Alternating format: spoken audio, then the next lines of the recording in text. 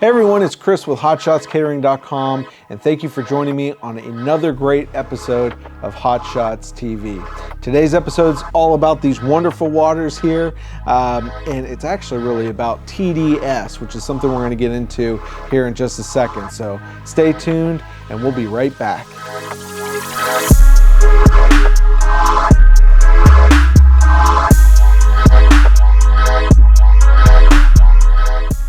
Hey, and welcome back. So today's episode is all about these great waters I have in front of me. Most of these waters you know by name and by heart probably, and you have your own opinions on these waters. But today's episode is really going to be about coffee and TDS. So what does TDS mean? TDS means total dissolved solids, okay? And so each one of these waters has so many minerals in it and so many TDS in it that creates a number, which is a parts per million number. Now, TDS and how does that relate into coffee? Well, it really comes down to the extraction. And as you can believe, there's definitely controversy over this with baristas and roasters. And realistically, what that means is some people believe that the water means nothing. And then there's other baristas and roasters that believe, well, no, water means a lot when you're extracting coffee. But the bottom line, whichever side you fit on, is you want the end result to be a good cup of coffee. And so that's actually what we're going to test today. We're going to take these waters, we're going to open them up, and we're actually going to test the total dissolved solids for each one. And then I'm going to take those waters and we're going to actually pull espresso out of it. And then from there, we're going to just taste the espresso and see if I can actually tell a difference between these waters and the espresso. So going to try to make this as quick as possible, but I think for learning's sake, you should learn a lot about how much the takeaway here is going to be how much that TDS affects the espresso. So, or coffee in this sake. So TDS, the Specialty Coffee Association of America recommends that TDS should be from 75 to 250. The sweet spot is 150 parts per million. And so that's kind of the goal, but once again, there's a lot of variables in there. What type of coffee is it? How finely ground is it? Things of that nature can make a lot of changes in coffee.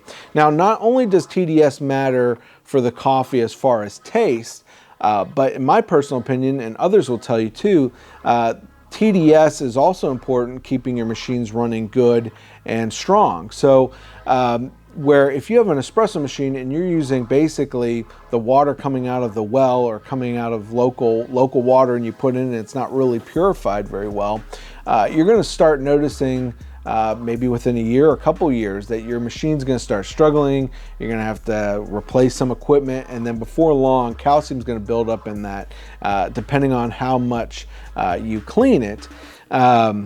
But you're going to have problems. So I am a big believer in very, very actually low TDS. Here at Hot Shots, we actually utilize really, really low TDS with our machines, even lower than those numbers, because we want the machines actually performing better than the coffee that's extracted. We're already using great coffee.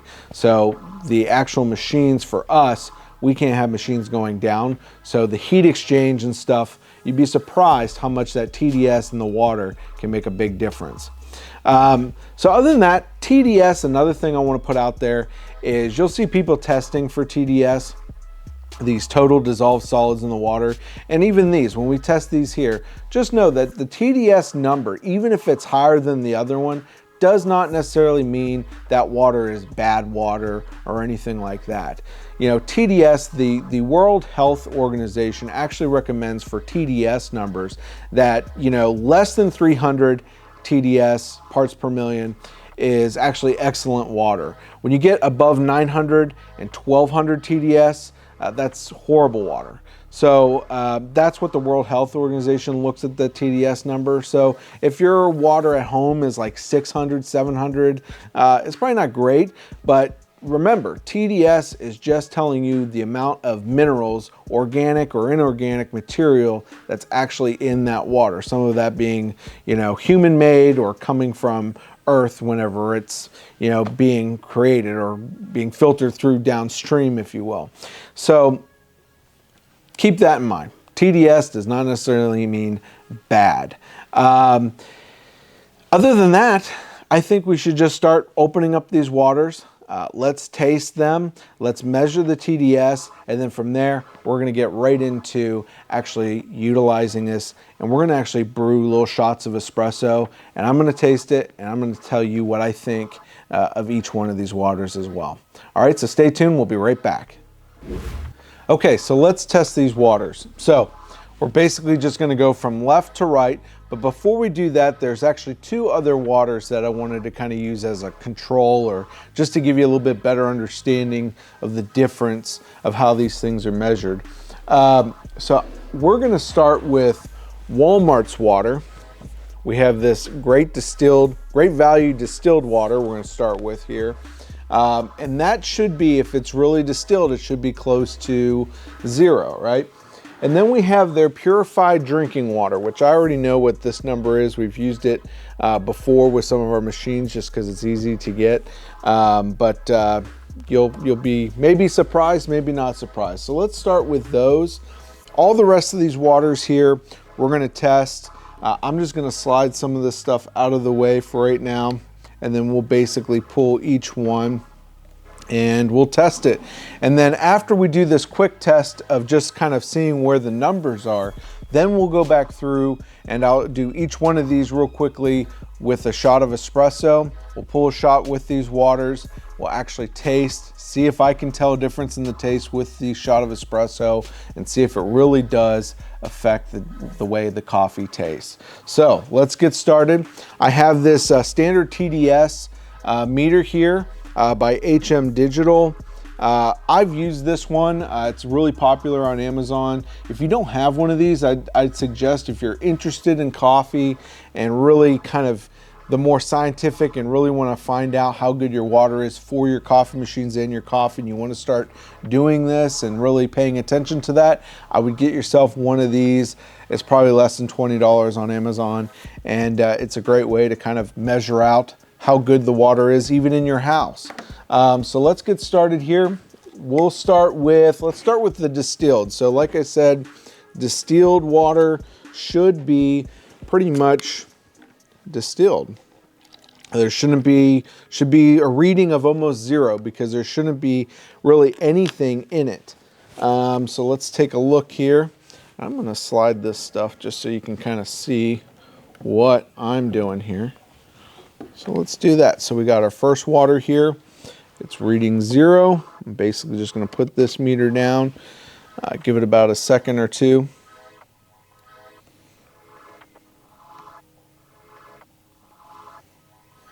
And yeah, it's pretty much reading 0. And how this thing should work, you should be able to just literally drop in your water.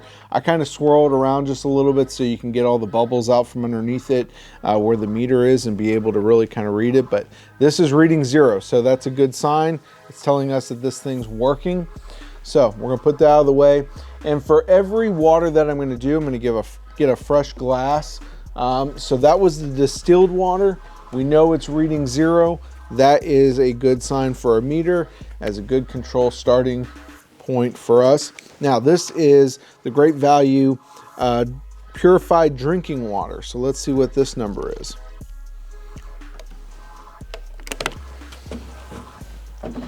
Great value obviously is Walmart's brand of water. We're gonna put this down in, give it a good shake.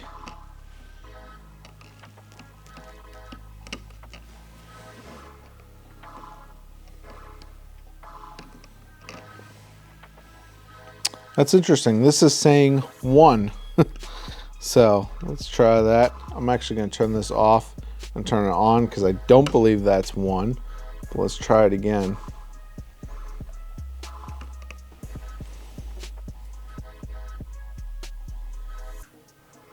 Well, it's saying 1. So maybe that's just the best water they've produced. Let's normally that number I know is not 1. So let's move on. Let's try something else here. Let's start off with the Fiji water. Let's open that up and pour it and see what we got. It's So we're gonna open this water up here. I'm also gonna tell you if I hear anything weird like air or anything like that. I was recently watching Shane Dawson's video about Dasani, one of his latest videos, and it was interesting. I didn't know there was that big of a thing about Dasani, so I thought too, might as well test and see if these have any gases, anything weird about them. Let's just see what their measurements are. So this is the Fiji water. We're gonna pour some of this in here. Let's test it out. We're gonna pour that, put that right inside there. Swirl it around. Now this is reading 88. So the Fiji is reading now 89. So 89. Okay, shake that off. And maybe I should use this distilled water. I'm gonna leave this back here. Maybe we'll use this to kind of just rinse and get it back to 0. Okay.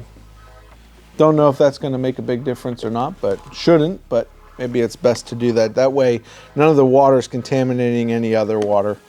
Okay, let's try the smart water. We're gonna open this up.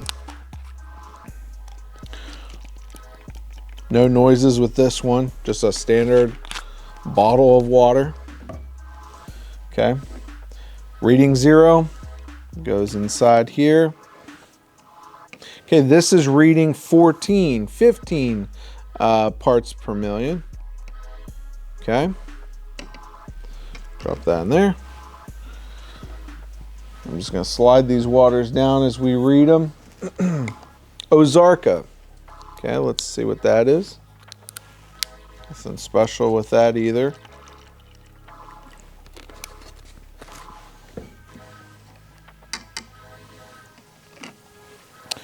Ozarka, instant reading is 21 parts per million. It's not changing, maybe 22. And just so you know, when I put this back in this kind of controlled, I believe this was the distilled water, it's reading 1 to 0. So obviously it's going back to where it was when we first read it. That's a good sign. So Aquafina, let's open this up. If I can open it. Now I will say this is one of my favorite waters, so not that that really matters too much, but it definitely is one of my favorite waters.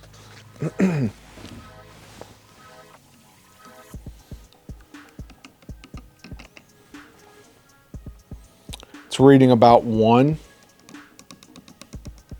Let's try that again.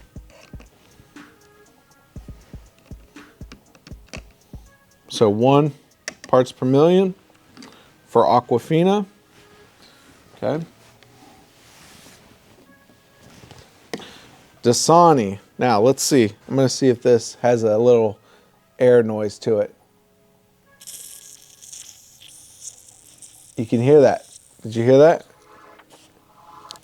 Definitely has some kind of, oh, right there. Did a little carbonation.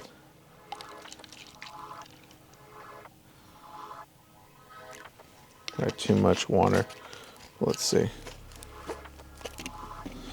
All right. Now, let's see what's in here.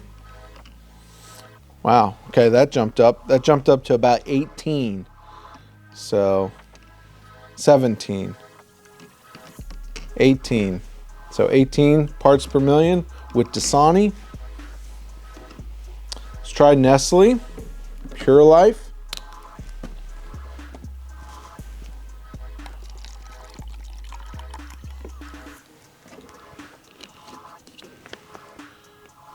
Okay, let's try this one. Wow, this one's gone up pretty high. This one's a 41 parts per million. Okay, for the Nestle Pure Life, 41. All right, only a couple more left. Evian. And none of these, it's interesting, none of these have any gas or anything to them when I open them. They just like open a plastic bottle full of water, what you expect. So that's interesting that with the Dasani thing. All right, wow, okay. So that went up to 203, 203 parts per million. That's pretty interesting, actually. 206, 207. So over 200 parts per million for Evian. Interesting. Now let's try Deja Blue. Open this guy up.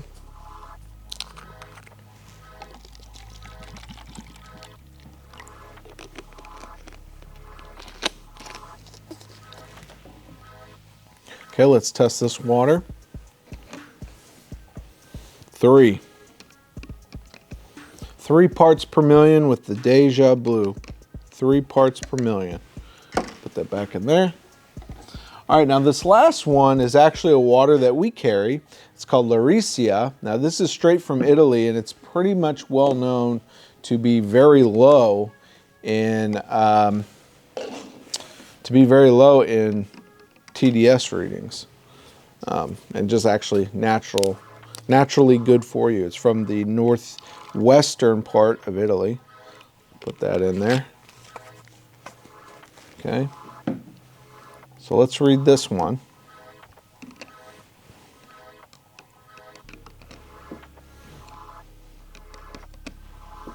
Okay, this one's 11 parts per million.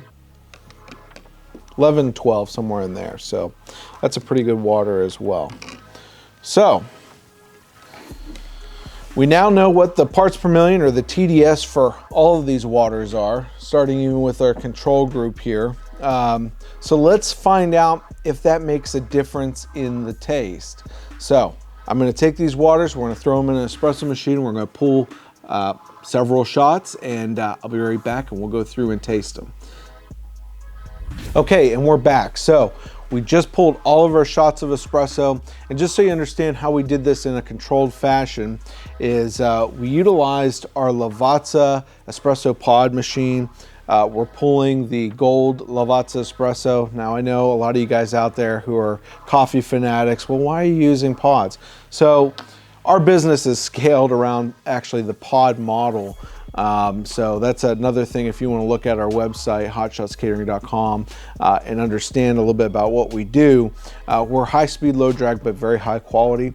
Lavazza is some of the highest quality. I don't think a lot of people can argue with that. But what we're trying to do is pull shots of espresso as fast as possible, but also very, very consistently. And so capsules are able to do that. And just so you know what we're using, as far as the coffee goes, all of the espresso that was pulled is using this. The other reason is for a smaller profile, we're using a smaller profile espresso machine to pull these shots, which is really nice, so that when you put water in a big reservoir in an espresso machine, or you're pulling out of the wall, which many of you guys, if you have a coffee shop or something like that, that's how you're doing it. You don't really have the option of doing what we're doing right now. And when you do even a smaller profile espresso machine, you're able to do this. It allows us to actually utilize that water out of that reservoir instantaneously, instead of the water being pulled from the reservoir into a heating tank and then utilizing the water out of that heating tank to pull shots, if that makes sense. Bottom line is, it's all about making us really consistent and a quick test. Now we have all the espresso pulled nice and hot, and I want to taste it real quick as we go through here quickly, so that, as you know probably as well, that coffee starts changing as temperature changes. So I really want to see if we have a difference in these waters. So also, I got some Laricia sparkling water here just to cleanse my palate each time, to give you a better, a better result of as I'm doing this test and tasting these different waters. So that's what that's for, just to cleanse the palate. So off to the side here, off camera view, I have the distilled water from earlier, and I have the purified drinking water. And we're going to start with those. We're going to start with distilled. Remember, that's a 0 parts per million water as far as TDS goes. So here we go.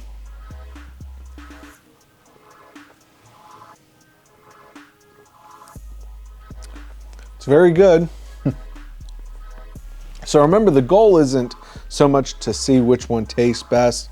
I'll give you that example or tell you about that as we go along here, what I think tastes the best. But really, we need to see if there's a difference in taste between all these espressos. So obviously we need to try another one. So here's a purified great value espresso.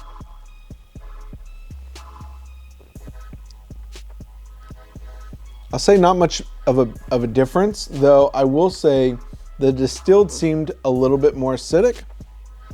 Could just be made up in my mind, but that's the first thing I'll tell you. Now let's go on to the Fiji.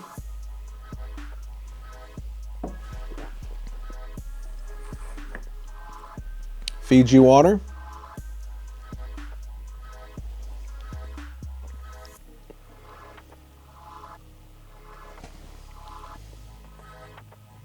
Could just be me, but that actually tastes very earthy to me. Tastes really bold. Sorry, Siri interrupted us. So let's go on to the next one. We have the Smart Water.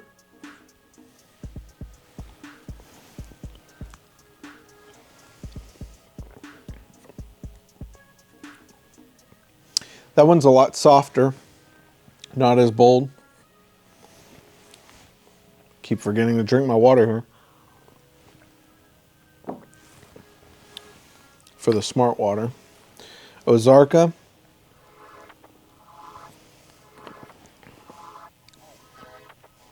A little bit more acidic, but bold as well.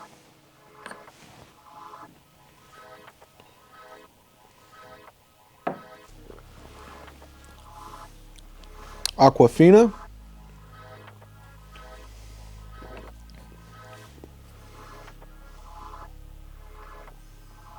Pretty much the same as the Ozarka, I would say. Not a huge difference. Dasani.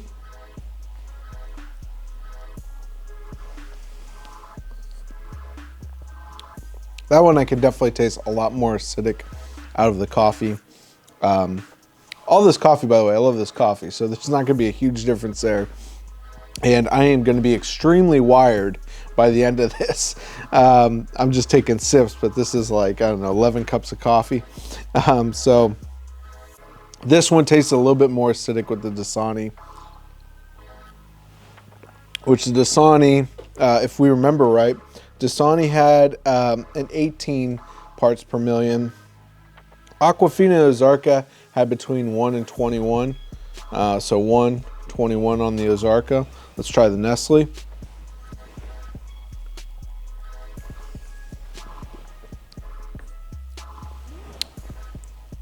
It's good as well, not as acidic. Let's try the Evian.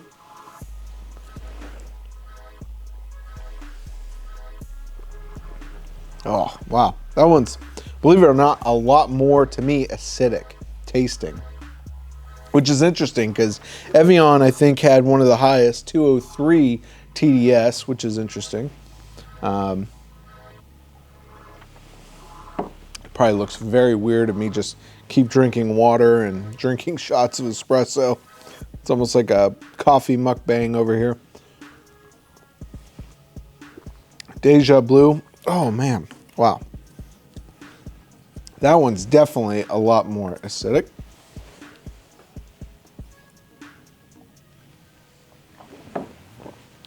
And last one, Lauricia, which had a 11.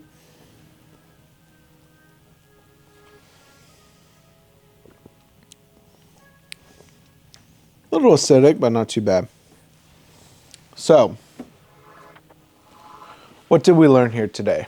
Well, if it's that the TDS level really makes a difference in the coffee, I don't know if we answered that question, to be honest. We saw that some of these waters were higher in acidity, and based on what I tasted, I don't think that just because it had higher acidity or a different flavor made it because of the water and how it was in TDS numbers. So I think it really answers is that it's not so much maybe TDS. You know, TDS is a great number, as I said before, maybe focusing more on your equipment, keeping your equipment working well, not overheating, and a long-lasting life of the equipment to stop corrosion and things of that nature from the scaling of the water. But at the same time, I think TDS is a good number as far as just finding out, what works and what doesn't work.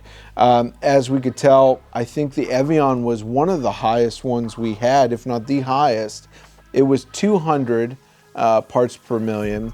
And to me, it was the most acidic tasting, and overall, whether you want to call it acidic or whatever, to me, it was the most unpalatable coffee or espresso that I tasted out of all these. So it had the highest TDS number that we tested. And to me, it was something that stood out of all of these, probably to be the worst shot that I tasted. And so I just thought that was very interesting. Some of these other ones, overall, the taste, all of them in espresso was good. Some had a little bit more flavors than the others. And quite honestly, I think personally, maybe that stems more from what minerals are in that water and what's not in that water. That's bringing out those different flavors of the espresso. So that about wraps it up for me today, guys. Thank you guys so much for watching. Bottom line here is TDS, does it make a big difference? Well, I would say maybe. And the bottom line is that it really depends on the water levels. I think personally, as long as you're below that 200 parts per million, I would say you're not really going to taste a big difference. Obviously, the biggest one we tasted as far as the difference goes was the Evian, which was closer to that 200 parts per million. Everything else did have a difference in taste, which is important, but I think it's more due to the minerals in the water than it is the actual TDS levels and what type of things are in these waters. Bottom line out of all of that goes is it really comes down to what do you like in your water or in your coffee, and can you taste the difference? Find out, maybe experiment with some of these waters, see which ones you like. But to be honest with you, TDS, as far as what we could tell, at least what I could tell, it's going to probably be more fluctuating when you're below that 200 TDS number. It's really going to depend more upon your palate than it will be the TDS number itself. So I hope you guys enjoyed this video. If you have not subscribed yet, definitely do so below. Follow this channel. If you don't like this channel, let me know that too. And then have enough courage to let me know why in the comment section below. I hope you guys are having a great time at home during the COVID crisis. But other than that, that's going to wrap it up. And I will see you guys next time. Thank you so much for joining me today. I'm Chris with Hot Shots, and I will see you guys next time. Hey, are you looking for some great sanitizer, some fantastic coffee, and probably a few masks? Well, check out our brand new online store, shophotshots.com, where now you can bring the gourmet experience home. And if you have not subscribed yet, definitely subscribe to our channel right now so you don't miss out.